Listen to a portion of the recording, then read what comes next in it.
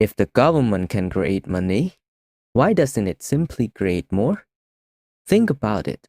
A country owes billions of dollars. It needs to pay workers, build hospitals, support businesses, and repay debt. And unlikely you or me, the government has access to the system that creates money. So, why not create enough to pay every bill? Why not make everyone richer? And it sounds like the easier solutions in the world, but one country tried it. At first, the plan seems to work. Then, bread price began changing every day. Workers started racing to shops the moment they received the salaries. Families watched their life savings disappear. And eventually, the country printed a banknote with this number on it. $100 trillion. It was a real banknote. You could hold it in your hand, but it could not make you rich. Soon, it could barely buy anything at all. This is what happens when a government tries to solve its problem by creating more and more money. And by the end of the story, you may look at your money in your own bank account very differently. Let me take you to Zimbabwe around the year 2000. Imagine a school teacher named Grace. Grace lives a normal life. She receives her salary every month. She buys food on Saturdays, she pays her bills, and whenever she has money left, she puts it in the bank. Her father always told her, save a little money every month. One day, it will protect you. So Grace listens. Years after year, she saves. Her money is not growing quickly, but it feels safe. Money works the way it is supposed to work. Quiet, predictable, boring. Then, Zimbabwe's economy begins to struggle. Businesses are producing less. Government revenue is falling. Debts are growing. But the government still has salaries to pay the bill to settle. There is not enough money coming in. So, somewhere inside the government, a decision is made. A decision that probably sounded temporary. We'll create the money we need. Not forever, not recklessly, just enough to survive the crisis. The new money entered the economy. Government workers receive their salaries. Bills are paid. The immediate pressure disappears. And here is the dangerous part. Nothing terrible happens on the first day. The banks do not collapse. The shops do not close. People do not panic. For a moment, it appears that the plan worked. So, when the government runs short again, it creates more money than it does it again and again. Now watch Grace carefully. The disaster does not arrive with an explosion. It creeps into her life through ordinary things. On Saturday, Grace noticed the bread costs a little more. She is annoyed, but she buys it. Price rise sometime. That is normal. A few months later, the same bread costs twice as much. Grace adjusts her budget. She buys fewer small luxuries. She tells herself the situation will improve, but it does not improve. Soon, the price of bread doubles again, not after several years, after several months. Then price begin changing every week, then every day. Grace received the same type of banknotes she received before. The numbers printed on them are larger, but the amount of food she can buy became smaller. That is the moment money begins to fall. By late 2008, Zimbabwe had entered hyperinflation. Prices were rising so quickly that normal calculations became almost meaningless. At one point, prices were estimated to be doubling roughly every day. Think about what that means. Imagine receiving your salary on Monday. That salary can buy 10 bags of groceries. By Tuesday, it can buy only 5. By Wednesday, perhaps 2 or 3. You did not lose any banknotes. Nobody took money from your wallet, but your money lose its power. That changed how people behave. Workers wanted to be paid as early as possible. Once they received the salaries, They rushed to shops. They could not afford to wait. Waiting until the afternoon could mean buying less food. Waiting until tomorrow could mean buying almost nothing. Money was no longer something people stored for future. It became something they had to escape from. Get paid, run to the shops, spend it before it loses more value. In some business, price had to be changed again and again throughout the day.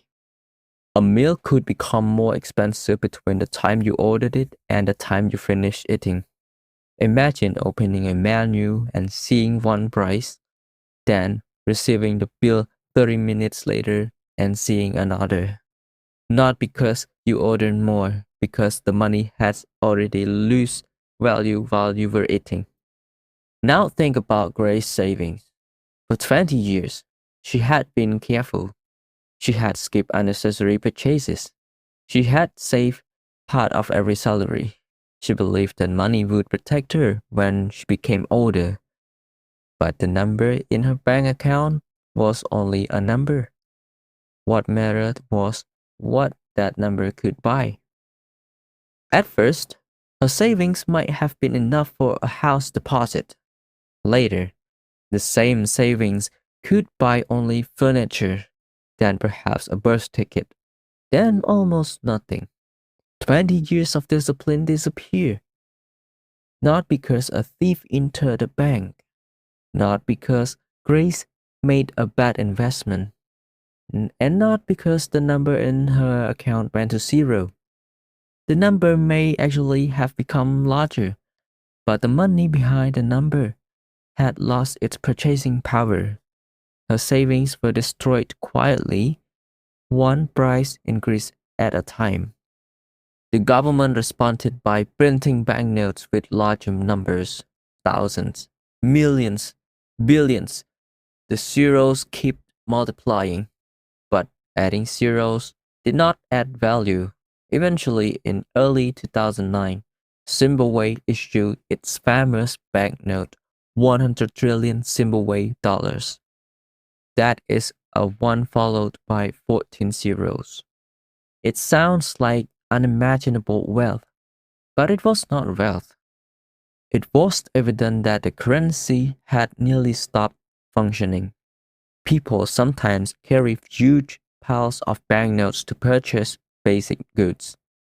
And a famous story from periods of hyperinflation captures the madness perfectly. A person leaves the well-bureau filled with money outside. A thief arrives, but the thief does not take the money. The thief dumps the banknotes onto the ground and steals the well-bureau. Whether every version of the story happened exactly as told is less important than what it reveals. The container had become more useful than the money inside it. You might think this was a strange disaster that could happen only once. It was not. Travel back to Germany in 1923. After World War I, Germany faced enormous financial pressure. The government created more money to meet its obligations. Again, the first rounds of the money creations does not solve the deeper problem. Productions remain weak. Goods remain limited. But more currency continued entering the economy. Price accelerated. Workers were sometimes paid more than once a day because their wage lost value so quickly. People carried stacks of banknotes to buy ordinary products. Photographs from that period showed children playing with bottle of money. Some families reportedly used banknotes as fuel because the notes were cheaper than the firewood they could purchase. The pattern appeared again in other countries: Hungary, Yugoslavia, Venezuela. Different leaders, different currencies, different decades, but the same basic mistake: creating more money without creating more real goods and services. This is the important question. Why does creating more money make existing money weaker? The government is not removing money from anyone's wallet. It is adding more. So where does the value go? Imagine that the entire economy is one enormous auction room. On one side of the room are all the things people can buy: bread, house, cars, haircuts, electricity, medicines, every product and every service. On the other side is all the money people can spend. Think of each dollar as a claim ticket. The ticket allows you to claim part of what the economy produces. Now imagine the government doubles the number of claim tickets. Look back at the other side of the room. Did the number of the house double? Did farmers suddenly grow twice as much as food?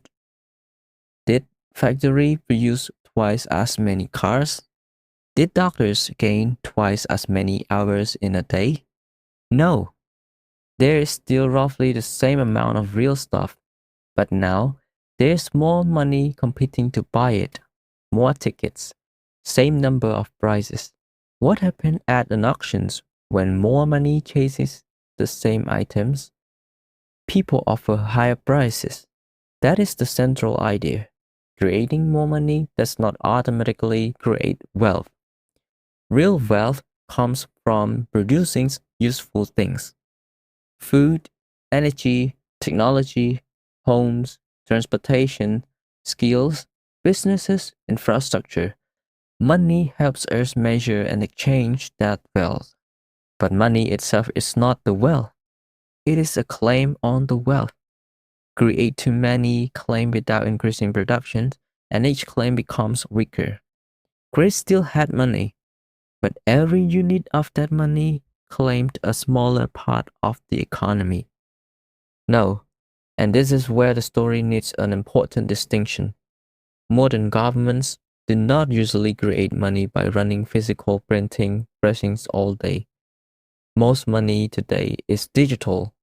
Central banks can increase the supply of money and credit through banking operations, interest rate policies, asset purchases, and emergency financial programs. Used carefully, these tools can help prevent a financial crisis from becoming worse. During a severe recession, businesses may close. People may lose jobs. Banks may stop lending. In those situations, increasing liquidity can support the financial system and help the economy continue functioning. So, creating money is not automatically destructive. The real danger appears when the supply of money grows much faster than the economy's ability to produce goods and services. It becomes more even dangerous when people lose confidence. Once people believe the currency will be worth less tomorrow, they try to spend it today. Then faster spending pushes price even higher. Businesses raise price to protect themselves. Workers demand higher wages. The government creates more money to cover higher costs. And the cycle begins feeding itself. More money, higher price. More fear, faster spending, even higher price. At that point, stopping the printing press may not immediately restore trust. Once confidence breaks, rebuilding it can be extremely difficult. Most countries do not experience Zimbabwe-style hyperinflation. Prices do not double every day. People do not need wheelbarrows of cash. But normal inflation still matters. Imagine price rise by around 3% each year. That does not sound serious. A $10 meal becomes $10.3. You barely notice. But inflation compounds. The next increase applies to the new price. Then the next increase applies again. Over many years, the effect becomes large. At 3% annual inflation, something costing $100 today would cost about $181 after 20 years. Your money did not disappear, but its purchasing power fell. The same $100 can no longer buy the same amount. This is why keeping cash is not completely risk-free. The number may remain unchanged, but the buying power behind the number can slowly decline. Here is the part that matters to you. The money in your account is never truly standing still. In purchasing power terms, it is usually doing one of two things, growing or shrinking. Suppose your savings earn 1% interest while price raised by 3%. Your account balance becomes larger, but your real purchasing power becomes smaller. You have more dollars, yet those dollars buy less. This is one reason many wealthy people do not keep all their wealth in cash. They own productive or scarce assets, businesses, property, shares in companies, equipment, intellectual property. Assets can also lose value, and none are guaranteed to beat inflation. But unlike cash, some assets may generate income or growth with the economy. They are connected to the stuff side of auction room, not only the ticket side. Zimbabwe $100 trillion banknote could not make its owner rich. It could not protect a family's savings. It could not repair the economy. It was simply a piece of paper covered in zeros. But as a warning, it may be one of the most valuable banknotes ever created. It teaches us three things. Money is not the same as wealth. Creating currency is not the same as creating value. And the number inside your bank account matters less than what that number can actually buy.